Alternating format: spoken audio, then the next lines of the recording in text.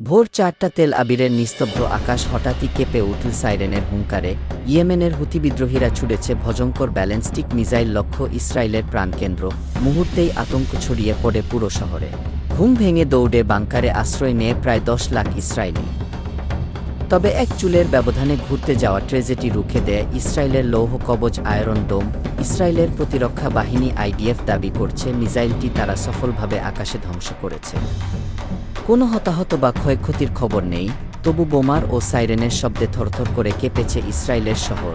এই হামলা ছিল চলতি সপ্তাহে হুতিদের চতুর্থ এবং পরপর দ্বিতীয় দিনের আক্রমণ। গতকাল বৃহস্পতিবার ও তারা দুটি মিসাইল ছোড়ে, সেগুলোকেও প্রতিহত করা হয় বলে জানিয়েছে আইডিএফ। তবে চলতি মাসের শুরুতেই ইয়েমেনের হুতিদের ছোড়া একটি মিসাইল আয়রন ডোম ভেদ করে ইসরায়েলের বেনগুরিয়ান বিমানবন্দরে আঘাত হানে। এতে আহত হন ৬ জন। আন্তর্জাতিক ফ্লাইট বন্ধ করে দেয় একাধিক এয়ারলাইন্স। লসের মুখে পড়ে ইসরায়েল। এই হামলার জবাবে হুথি নিয়ন্ত্রিত সানা ও হুদাইদা বন্দরে ভয়াবহ বিমান হামলা চালায় আইডিএফ।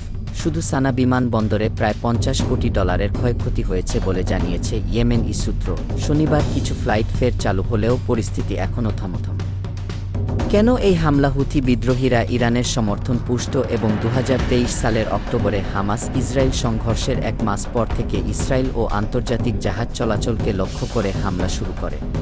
তাদের স্লোগানই বলছে, মৃত্যু হোক আমেরিকার, মৃত্যু হোক ইসরায়েলের অভিশাপ ইহুদিদের উপর।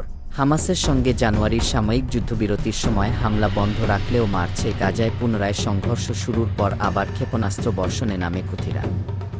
এখন পর্যন্ত তারা ছুড়েছে ৩৮টি ব্যালিস্টিক মিসাইল ও অন্তত ১০টি ড্রোন। ইয়েমেনের এই সশস্ত্র গোষ্ঠীটি চায় ইসরায়েলিদের জনমনে আতঙ্কের ছায়া নেমে আসুক, যেন কোনোদিন শান্তিতে ঘুমাতে না পারে ইসরায়েলিরা, যেভাবে গাজার মানুষ ঘুমাতে পারছে না নেতানিয়াহু বাহিনীর বোমার আতঙ্কে।